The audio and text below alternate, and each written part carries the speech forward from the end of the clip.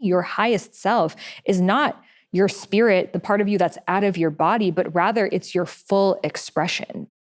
It's your range.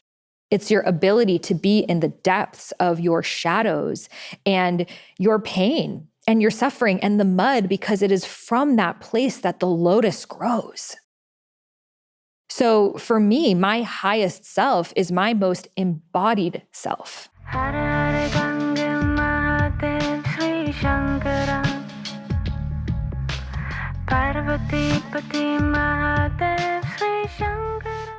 Welcome back to the Highest Self podcast. My name is Sahara Rose, and this podcast is all about taking spirituality and making it modern, fun, grounded, relatable, so it can actually serve the needs of today's people. And today's episode is going to be about a topic that has radically transformed my life. It's a buzzword that you've probably heard in the spiritual space, and that word is embodiment. So we're going to be talking about what embodiment actually means, what my journey to embodiment looked like, and how you can actually start embodying. We're going to be using this word a lot, embodying more of what you desire. So it's not just coming from a mind level, but rather a somatic. So some words that I'm going to use here, like embodiment, actually means to be in the body. So if we break down the word EM is to be in, body, mint, the state in. So it's the state of being in your body. So you might be wondering, well, aren't I always in my body? Like, I don't leave my body. But notice the difference right now of how you feel. Just take a little inventory of how you feel. And let's just do a little drop in. So I invite you to just close your eyes and connect with your breath. Slowly inhale and exhale. Dropping your shoulders, relaxing your jaw, relaxing any expression in your face, relaxing your hands, your heart space, and coming back to your breath.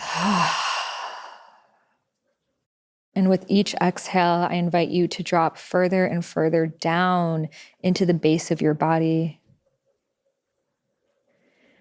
feeling where your seat meets the chair underneath you, feeling your feet firmly grounded into the earth, and allowing your breath to come from your belly, rising and falling like waves.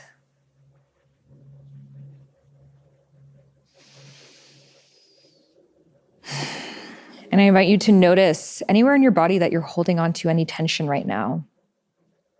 Maybe it's your shoulders, your hands, and gently moving that part of your body.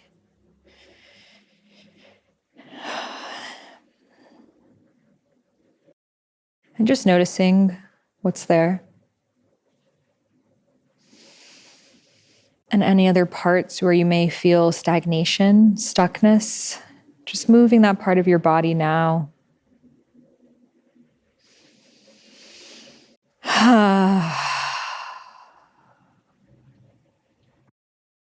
And when you're ready, you can open your eyes. And now, do you feel more in your body? So something as simple as that, just taking a minute to drop in and noticing the tension that we are holding on to, allows us to be so much more present right here in this moment. It allows us to speak from a more anchored place. And we'll be talking about your voice and your expression, your movement, how all of these things are a reflection of your consciousness. But you may notice that sometimes you're going through life not really being present, that you're there with someone, but you're not really listening, or you're anxious about what's coming next. And these are simply results of not being in our body, which our society has taught us to not be in. The body has been considered to be one of the most dangerous places, because when we are in our bodies, we feel. We feel what is there. We feel what is present in the room in our emotions. And that is one of the scariest places to be. So as children, we developed patterns of leaving our bodies. So these are different patterns that when we speak about this in my new embodiment coaching certification it's launching right now, I'll share with you more about, but there are 5 personality patterns that you can see in the body. And these are really holding patterns that we have. And without really going into them, I want you to notice if when you feel stressed, you feel like you want to leave your body. It's almost like you just want to get out of there. You disassociate. Someone's talking and you're not really listening. That's a leaving pattern right there. Or maybe when you're really stressed out, you get really stuck and rigid and you try to protect yourself. That's a holding pattern right there. Maybe you want to fight. You get aggressive. You get bigger. That's a fighting pattern right there. So we began our embodiment journeys really as babies, as our way of dealing with the copious amounts of sensory information that we were constantly getting that was too much for our little baby nervous systems to handle. So we learned if I hold myself in this way or leave my body or cry or do whatever else, then I have a higher chance of being safe. So embodiment really is the way that your body has adapted being based on what it believes will keep it safe. It comes back to evolution, right? If you go under the ocean, this just came to me right now, but there's certain fish that you go by and they scatter and they run away and they're super fast. They're very flighty. And then there's other ones that blend into the environment around them and you can't see them. And then there's some that show you their teeth and their little piranhas and, every spectrum in between. And we are like this too as humans. And we also have range that in different situations, you might show up in a more fight, flight, or freeze way. So we talk about this a lot in terms of our nervous system and our reactions, but it actually starts to translate into what our bodies look like, how we hold our bodies, how we move. You can learn so much about a person just based on how they walk, based on how they dance, based on how they express themselves. We're picking up really 80% of communication is nonverbal, right? Which is why social media, the pitfalls of it is you're reading all these words, but you're not actually feeling what they're feeling. And especially with these dating apps and stuff, it's like you're just texting, but you don't know the tone of their voice. You don't know their presence and what that's like. And this is really why embodiment is so important, because ultimately the way that we are expressing is not based on the words that we say, but rather the energy that we emit. And that energy goes so much further because it permeates through our beings and allows us to feel something that is so much greater. I could be saying this exact same thing, but talking to you guys from a place like this and just doing the whole podcast and I'm having this conversation. I'm telling you guys it's been really being embodied and you gotta know. And it's like, you'd probably turn this shit off. You could feel the difference between someone who's actually embodied and grounded. So a little bit about the voice. So some of you guys might know I actually teach about speaking. I have a course called Speak with Soul, which I'll also link about below, which takes you 21 days into becoming a more express speaker.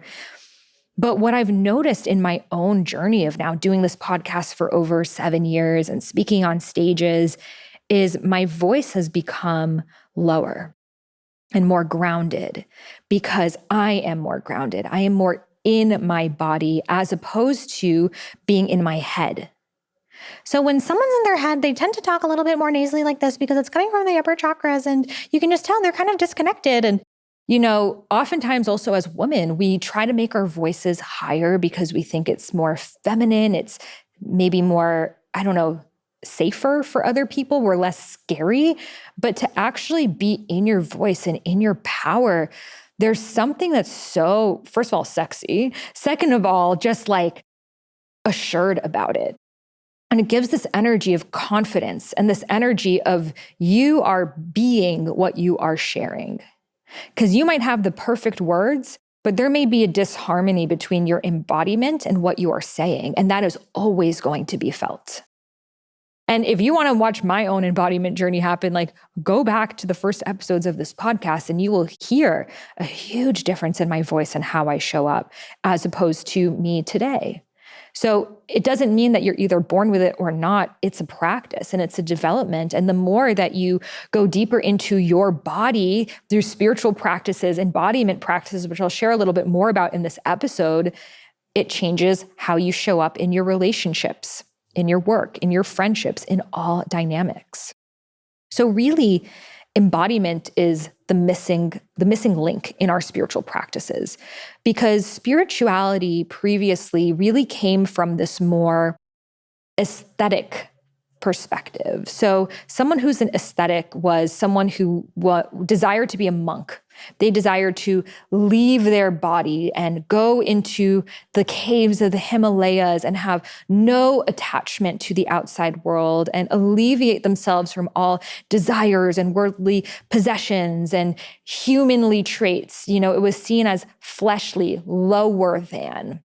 So then to not have those things, to be out of the body, to transcend the body, was seen as superior. However, the way that consciousness has shifted, and this is really a more Shiva approach to spirituality. If you look at Vedic wisdom, which is what I've written books about, it is a more masculine path. Whereas the Shakti path, the feminine path, was all about immersing yourself into all things. It's also called the householder path and even the tantric path. The word tantric means to weave, to merge together. So it's not for me to separate myself from the world, but rather how can I be so immersed and involved in the world and community and pleasure and textures and creations that I am one with it without preferences of anything being better or worse, right or wrong, higher or lower. And this is one of the huge things, because this podcast is called Highest Self Podcast, that for me, your highest self is not your spirit, the part of you that's out of your body, but rather it's your full expression. It's your range. It's your ability to be in the depths of your shadows and your pain and your suffering and the mud, because it is from that place that the lotus grows. So for me, my highest self is my most embodied self. So one of the core pillars of the sacred feminine is the art of adornment. That is to adorn your body and treat it like a goddess, like a temple, like the sacred site that it is. And that's why I love adorning myself in high quality jewelry that really means something to me. So after traveling to Egypt, I was blown away by the mythology, just seeing these incredible hieroglyphics and the meaning behind these symbols, such as the Ankh, which represents merging the masculine and feminine within yourself, the snake, which is our kundalini energy, the scarab, which is all about resurrection and renewal. So when I saw these pieces at Katori Life Jewelry, I was blown away. So their jewelry is ethically handmade in small batches made out of recycled metals. It's a woman-owned business, and it's just some of the most beautiful pieces that marries these ancient Egyptian spiritual themes with a modern look that you can wear in or wear out. So they're offering our Highest Self podcast listeners 20% off any purchase. So you can head over to katorilife.com. That's CATORILIFE.com and use coupon code Sahara Rose for 20% off. You can find that link in the show notes. So how can we become more embodied? So some of you guys know my background. I came from a very intellectual family. I, went to school in Boston, and I was, organizing protests, and I wanted to become a human rights lawyer. And I'm very good at reading, writing books, learning information. I love learning. It's so much fun for me. However, I realized that there was a certain point that more information was not actually going to solve any of my problems. And I remembered I was, pulling cards from my Oracle card deck, and I kept pulling different cards. And I'm like, if I just took one of these cards and embodied it for the rest of my life, just one, that would be enough. But here we are, hungry, wanting more and more. We want that tidbit of information that someone's going to say something. We're scrolling, like hungry to get that hit to let us know like it's time to get off, and we never get it. Because the mind is always going to desire more because it doesn't feel it's enough.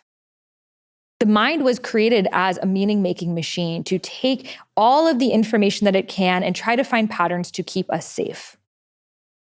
However, the mind cannot actually solve the mind's problems because the mind is going to keep running, it's going to keep finding holes, and it's going to keep obsessing, right?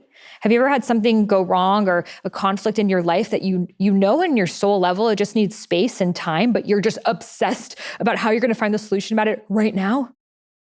And thanks to Google, there's no freaking end to how many rabbit holes that you can go down. And then what are you left off feeling with?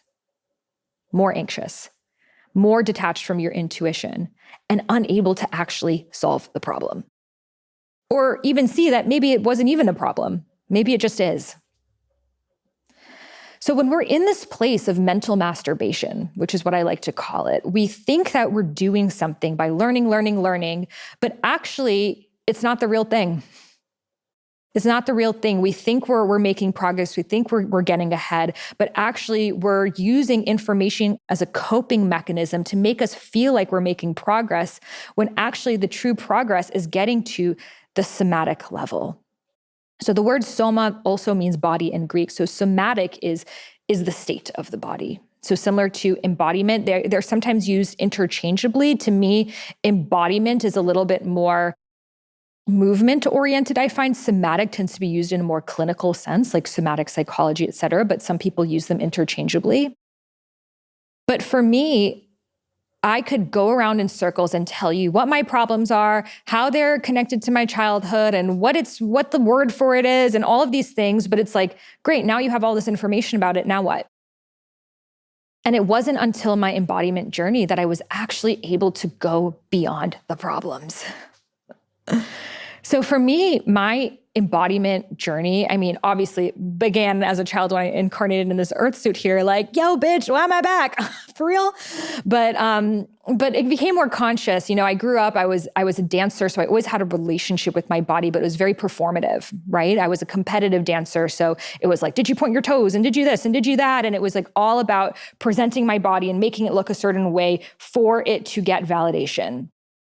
So when I stopped doing competitive dance and just kind of stopped dancing for a long time, years later, I found myself on an ecstatic dance floor. And if you haven't heard of ecstatic dance before, it is a free flow style of dance where there's one rule, no talking. And the DJ plays music and it's like conscious, tribal. It's really a journey with different waves and layers and textures. And everyone is just having their own experience. Like some people are rolling on the ground. Some people are jumping up and down. Some people are crying. Some people are contact dancing with each other. And I was 23 years old. And at this point in my life, I was really having what I would say was my biggest spiritual awakening. I was questioning my dharma, what was my purpose? I was looking at my relationship with my family, just all these different factors were coming to place. And I was in Ubud, Bali, and I found myself on this ecstatic dance floor. And for the first time, I just felt like I could be myself. I could do anything, I could move however I wanted, and no one was even looking at me.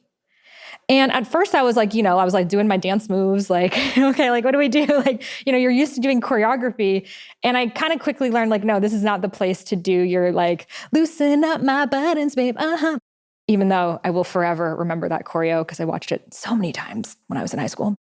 But anyways, I'm doing my own dancing and I'm having my own experience. And then thoughts are coming up like, I'm thinking about my relationship with my mom, but then I'm like, sometimes I'll get angry and then I would dance and it would resolve. And then I would like think about something else and I would dance and it would resolve. And I found myself feeling just so much joy and openness and possibility that all of these things that were like little, you have those problems that you kind of go back to and then it's like too much. And then you're just like, I can't handle this problem. And you put them away. I was able to dance my way through it. And on the other end of like untying this knot, find so much gratitude and peace and freedom. And after doing that first time and like feeling on the other end of this journey of like, I just moved through more in this hour and a half than I probably have in my entire life, I was hooked.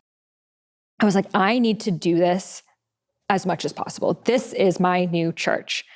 And so I stayed in Bali for 6 months for the ecstatic dance. And, my parents thought I was crazy, wanted to send me to a mental asylum. Like lots of shit was happening in my life, but I was like, this is my path. And I was able to move through so much, just like ancestral trauma and generational trauma and just limiting beliefs through movement. And I went to Ubud thinking, because I was a big Ashtanga yogi, I was practicing Ashtanga in India for 2 years before that. So I came to Ubud with this like rigid Ashtanga practice, which if you guys have done any kind of rigid yoga, it's all about, again, making the pose look a certain way. And I found myself trading my like yoga clothes for like flowy skirts. And instead of trying to make my body fit a certain pose, ask my body, how do you want to move? And like, maybe my body just wanted to do this thing with my shoulders for a really long time. Or maybe I just wanted to like be in like child's pose for an hour. Or maybe I just wanted to shake and like release all this energy. And I let my body guide me. And this became my morning practice of waking up and just playing music and letting my body take me on a journey. And it would bring up so much. It would bring up memories. It would bring up emotions. It would bring up things I'm grateful for, ideas, expression. I mean, all of me was able to actually fully come online because I wasn't trying to control. And that's the thing, we're always trying to control. We even use spirituality as a way to control. Sit down, meditate, straighten your back, control your thoughts, don't think, don't this, you're doing it wrong. Am I doing it? And it's like, do you need more of that in your life? I know I don't. I know what I desire more in my life is ease and flow and pleasure and joy and freedom and expression.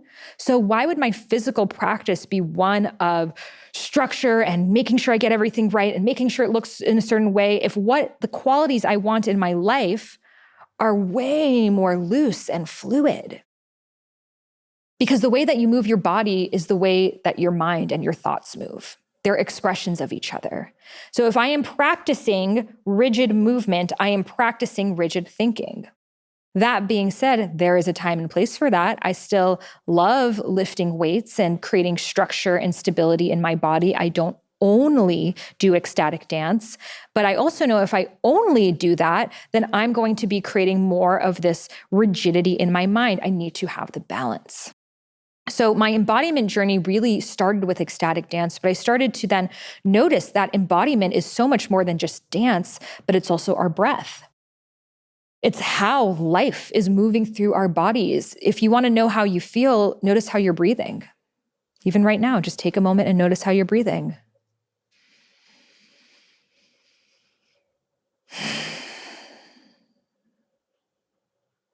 Where is your breath coming from?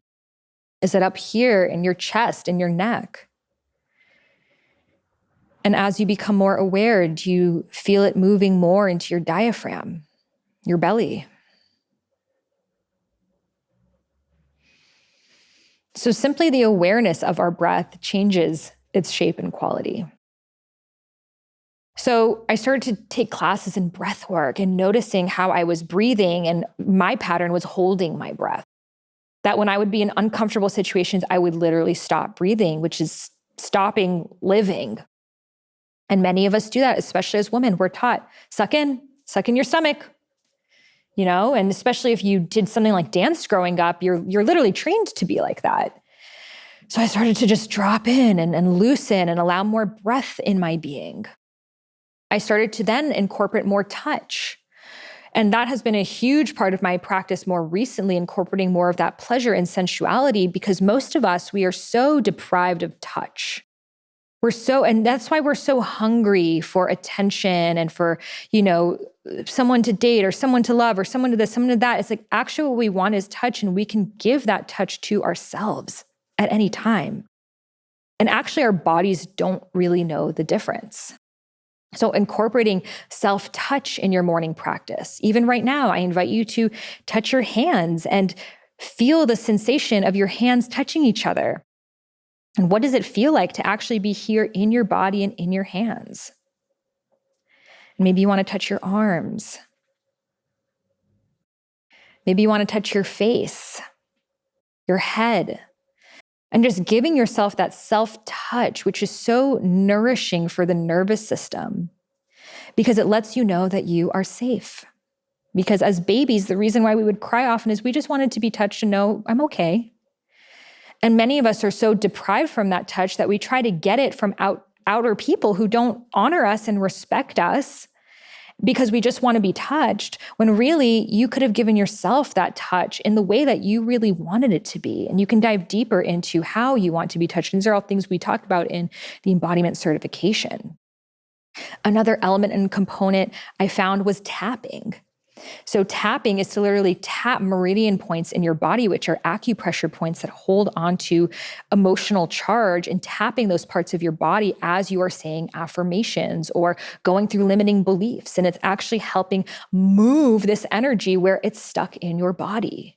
So for me, I'm always tapping my heart. If there's like a new thought pattern or something that I really want to hone in, I tap my heart space to really let it anchor in. And even massaging your heart and opening that heart space up, because we hold so many layers of just suppression and tension. And I once witnessed in a journey that I was on, like a black tar that was over my heart from all the times I had held myself back from love. And that tar builds over time and over time. And then you wonder why you can't feel joy and you can't feel love and you can't feel bliss. And maybe every day just feels numb for you, because your heart has been shut closed. So these are all things that you can only gain through embodiment. And embodiment goes beyond knowledge. Knowledge is information that I read about, and it can be helpful. It can share with me facts, research, information. I love knowledge. I have a really good time with it, but it's not the total picture. And then wisdom is really when I start to integrate and embody this knowledge, and it becomes part of my life and my way of being, that I don't need to necessarily know the stats and the data and the tools and the this and that. It's just who I am. So embodiment is really the path to wisdom. It's to move past information and into a state of being.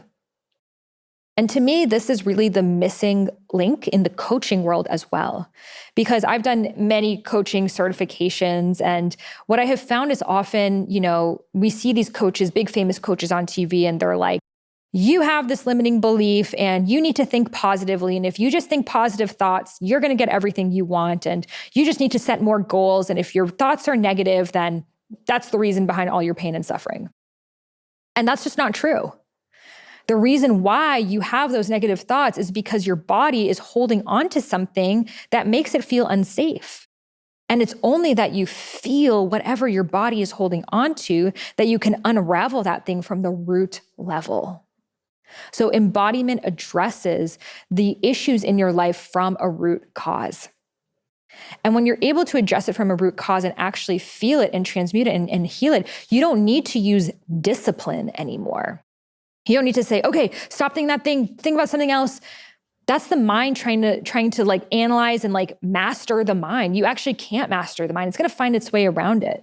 The body is giving the mind information based off of our surroundings and, our state of being. So let's say I'm like running away from burglars.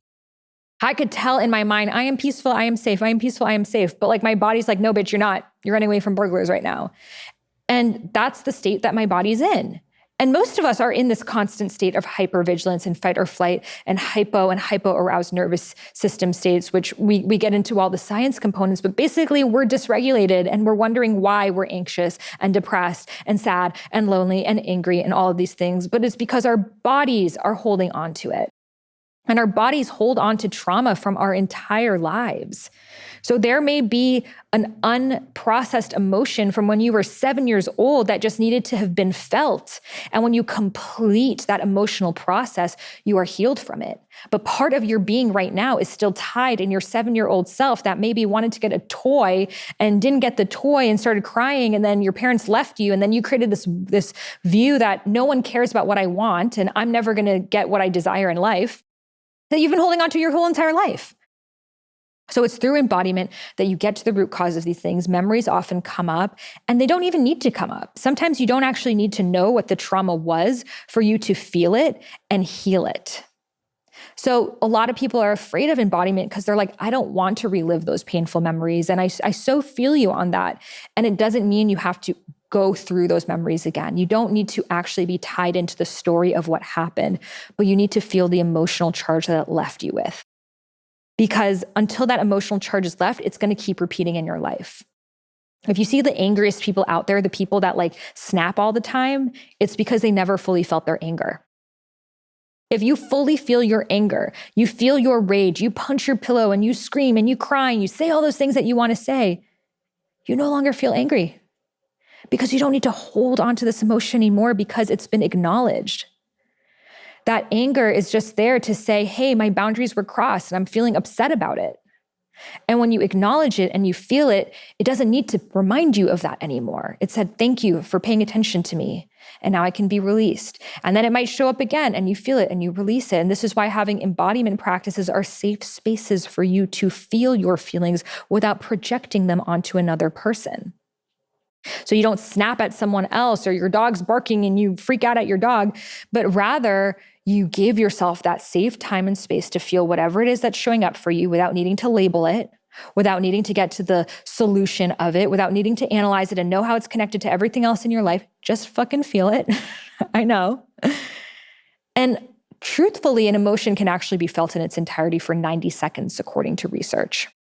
And I would say I've definitely felt my emotions for longer, but maybe I'm just an overachiever. But the actual reality is you can't really feel that emotion in its purity if you go there for more than a few minutes, I would say. So let's say you're holding on to sadness. When you let yourself just cry and let go and be vulnerable and feel that sadness, feel that grief. And you might not even know why you're sad. You might be sad because of something you saw on TV or something you heard or something in your childhood. You don't need to know. It just needs to be felt. And when you let yourself feel it, then what happens? You know, it's like when a little kid is crying and crying and crying, they go, and then all of a sudden they're better. And then they're like, okay, what are we going to do now? And you're just like, what? You were just like on the floor crying 3 seconds ago and now you want to watch a movie? But it's like, that is how we get to be. As adults, we hold on to these emotions because we're so afraid of feeling them that we just feel them for the rest of our lives instead of just fully feeling them, having the freaking tantrum if we need to in your safe space, and then moving on with your life. And this has been so empowering for me. And if you guys know, my family comes from Iran. My mom was a refugee. My parents escaped from war and revolution. So there is a lot of trauma in my lineage. My grandma was in a forced child marriage. Like, I have seen a lot of trauma. I've seen Afghani street children. I have worked with many immigrants and refugees. And what I have found the most inspirational is that in many of these communities, the way that they heal is through song and dance and movement, that they don't need to hold on to these things that could be life-defining, but instead they let the energy move through them. So I want to share with you this little story that I heard that was just such a game changer for me. So after the Rwandan genocide, many of you have watched the movie Hotel Rwanda, but horrific acts of terror that are just like, my human mind can't even compute. Like if I go, it's unfathomable, the war crimes that were committed there and the things that people saw. And so after the Rwandan genocide, the US government sent a team of psychiatrists, psychologists, their top mental health professionals to work with the victims who have survived this genocide, but have seen their family, friends, children, neighbors be killed in front of them. And after a few days, the village sent back these mental health professionals. And the US government was like, excuse me, these are our top tier psychiatrists here. Why did you send them away? And they said, no. I think you sent the wrong people. Because these people wanted us to go into a dark room by ourselves and to keep talking about what happened. But in Rwanda, that is not how we heal. We heal through joining hands under the sun and singing and dancing and telling stories and being with each other. That is how we heal.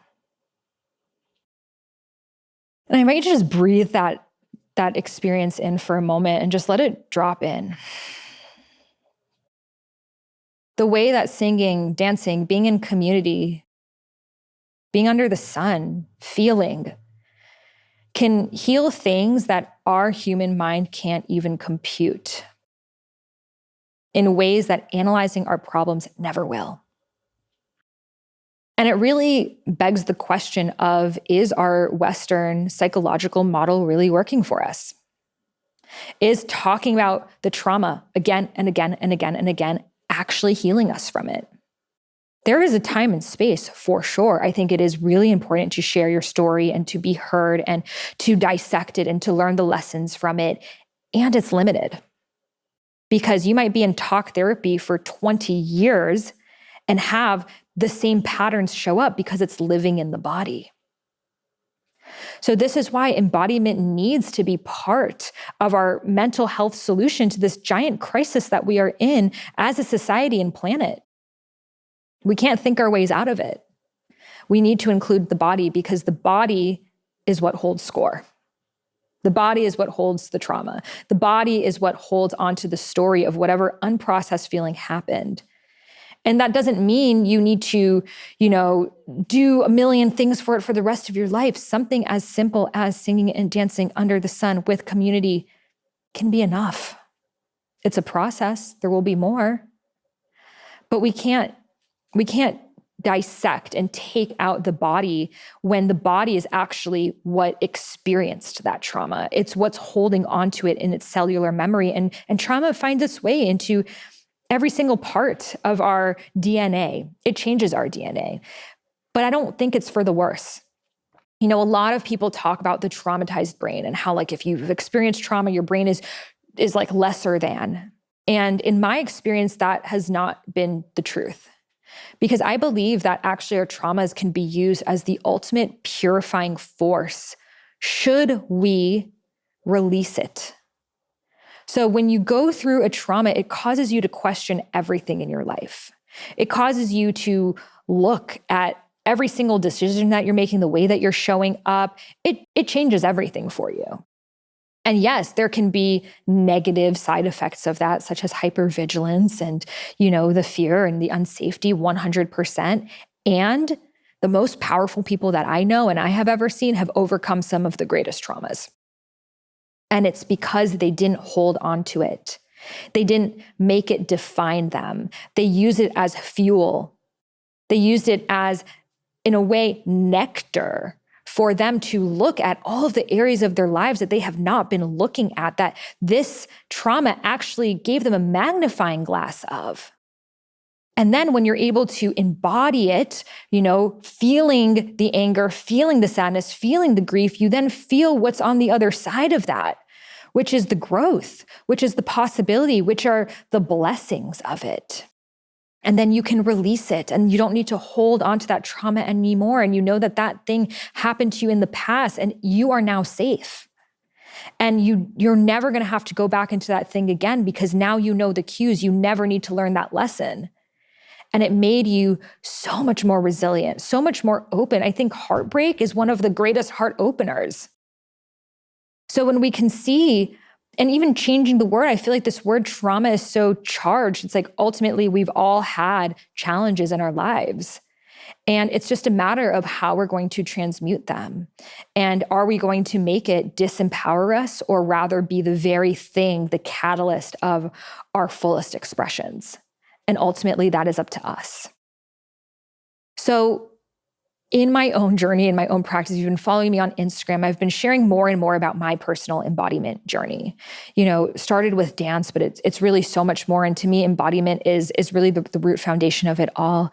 So Dharma was the thing that I was teaching about for the past few years and continuing to with my book, Discover Your Dharma and the Certified Dharma Coach program. But the tool that I found I kept using on our weekly Q&A calls were these embodiment coaching practices. I'm taking people into where are they holding on to that story in their bodies?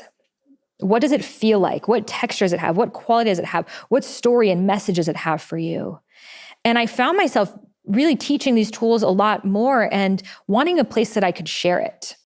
And then going through my divorce, I had to become my own greatest healer and dive into what are the tools that are really going to transform me. And I just became such a student of this work, doing so many different practices, but really it was always the embodiment and somatic practices that completely shifted me and made me into, honestly, the best version of me that I have ever been. So this is why I am so excited to announce our new Certified Embodiment Coach certification. So this certification allows you to learn the tools for you to not only dive into your own embodiment journey, but to take these different tools and use it on your future clients. So maybe you are a yoga teacher or a health coach or a life coach, a dharma coach, any type of coach, but you want to go deeper into the body level. Well, these tools are going to teach you exactly how. Or maybe you just want to learn more about embodiment for yourself. You want to embody more of your own truth and feel more of your emotional and full spectrum self. Then the best way ultimately to learn about something is to learn how to teach and share it. So the Certified Embodiment certification is our brand new 3-month certification that takes you through really everything you need to know. Of course, there's always more, but it's jam-packed not just with the knowledge and the information, but every single week you're going to be embodying and practicing these tools in your life. So we start with the inner child. What is the inner child holding on to? What are her unmet needs? What are her holding patterns? What are those 5 personality patterns that you are holding on to somatically in your body that is changing the shape and the definition of your body and how you're interacting with the world? Then we go into your inner teenager. Who is that inner rebel within you that maybe wasn't fully heard? Maybe the part of you that's holding on to shame or anger and really feeling what voice they have for you. And then we go into many different tools. So we use our triple E method. So the triple E method stands for emote, embody, and express. So how can you emote what it is that you are holding on to, feeling your feelings? And then how do you embody it? Actual embodiment practices that I guide you through with music so you can give that expression a home and a voice through your body. And then the expression of it, not just through communication, but also through coaching. How can you be a coach that uses these tools to allow your clients to tune into their own body's wisdom? Because ultimately, only they know the answers for their problems. You do not. We cannot know what someone is meant to do, but we can hold a safe space and container for them to drop in for themselves. And that is the gift that you get to offer people as a certified embodiment coach. You get to take people so much deeper into themselves than they could have on their own. Because most of us are afraid of our bodies. We don't give it time. We don't give us space because we are afraid to feel.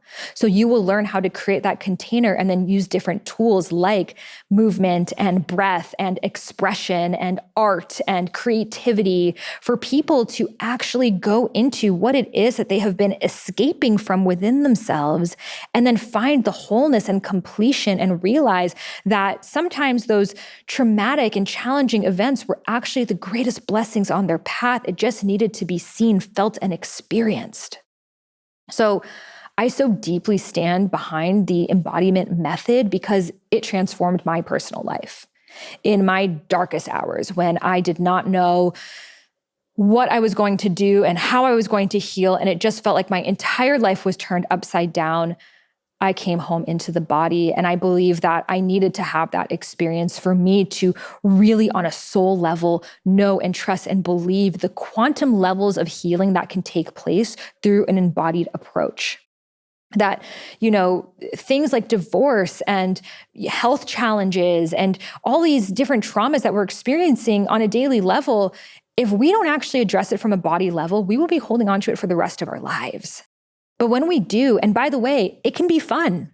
It can be joyful. You can bring pleasure into your pain. You can bring joy into your healing. It doesn't need to be being in a dark room by yourself, talking about that thing again and again and again. You can actually go beyond that into creating the state of being that you desire to be in, and then letting that anchor as your foundational set point. So then everything you do is coming from this higher level perspective because you are embodying it from the ground up. It's like if I am on the first floor of my life, I'm only going to see first floor problems. I'm going to see all the root foundational icky things. But then if I go to the 7th floor, I'm starting to see things from a higher level perspective. And if I go to the 20th floor, I'm seeing things from an even higher level perspective. And that's what embodiment does. It takes those cobwebs that you've been holding on to, that tension in your shoulders from years of over-responsibility, or that pain in your lower back from feeling like you need to emotionally provide for everyone And, we have a whole emotional pain body chart to actually show you what different points of your body are related to emotionally. But when you're able to really look at it and feel it and observe it and give it a space, that's all it wants. It's just like, hey, look at me, pay attention to me. And when you do it and you move it, then you can reprogram what it is that you want to feel. So I also teach a variety of embodiment practices that you can do on a daily level as set points for yourself and then later do with your clients. So how to embody more intuition, how to embody more of your inner shame that you are holding on to, how to embody more courage and confidence, how to embody more sensuality and pleasure. These are not things you need to do years and years of work to finally get to one day. You can access those things right now. And this gives us so much permission because it makes us realize that we're not broken and we're not a constant problem to be solved, but rather the things that we want to experience are just a song away, just a breath away. They're just waiting for us to tune into that new radio switch that we have created this idea around that it's going to take us years to get there, but your body is so deeply craving it. And we numb ourselves. We numb ourselves with food. We numb ourselves with alcohol. We numb ourselves with all these things when really our bodies just want to be felt. And when you start doing it, it's like your body, like yesterday, instead of, doing my embodiment practice, I had a flight to make. So I didn't do any embodiment practice. And then by nighttime, I could feel my body just wanted to dance and move and unwind and my hips wanted to stretch. But I was like, no, I need to do work. And I'm on my emails and I could feel my body was like screaming at me. It just wanted to feel that openness and bliss. And then finally, when I even gave it 5 minutes, I felt so much better. So many of our problems that we have that we hold on to for the rest of our lives, that we feel like I'm never going to be in the relationship that I want, have the job that I want, have the friends that I want, have the home that I want, the life that I want. When you integrate embodiment practices, your life radically shifts because all of those things, it was just an arm's length distance away. You've just had a veil over it because your mind has told you the process is so long to get there when that's actually not true.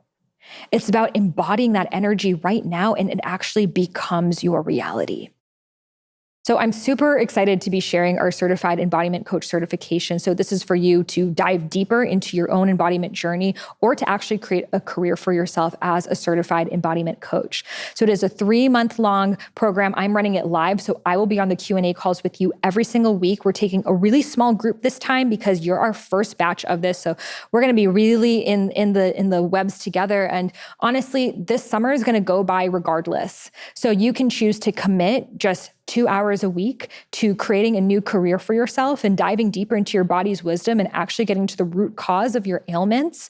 Or you can, let the summer pass by and scroll through Instagram and be exactly where you are in September with the same things and the same patterns showing up. So doesn't mean you can't have your hot girl summer. I'm still going to have my hot girl summer. Don't worry about that. But you can be learning and growing, and you're going to have a way hotter girl summer if you bring these embodiment practices into the mix, because you're going to realize that you are manifesting on a level that is no longer resonant for you. You're now manifesting on this higher level because you're embodying this higher frequency, that now the things that you attract in your life are so much truer to who you are, rather than coming from this place of not enoughness and unworthiness that, most of us are constantly in. So I'm really excited to be sharing this new program with you. It's so near and dear to my heart. It's what has healed me. It is what has healed so many people. We've graduated over now almost 2,000 students in Dharma Coaching Institute, which is now shifting into Highest Self Institute. So we are rebranding the school as Highest Self Institute as we open up more certifications like Certified Embodiment Coach. So we're really excited to have you with us and be part of this movement into taking spirituality and grounding it into the body level and realizing the body is not lesser than, but the body really is sacred and holy. And when we listen to its wisdom, we receive everything that we need. So to learn more about it and to check out a free embodiment practice with me, head over to the show notes or highestselfinstitute.com. You can find the information there. Enrollment is open right now this month early. We hit the ground running in July. And if you're listening to this later on, be sure to head over to highestselfinstitute.com. You can find that link in the show notes to get on the wait list for when we open up again. I'm super excited to dance, breathe, and just embody our fullest expressions together. And I can't wait to have you with me on this journey. So with that, I'll say goodbye to you and I'll see you on the next episode.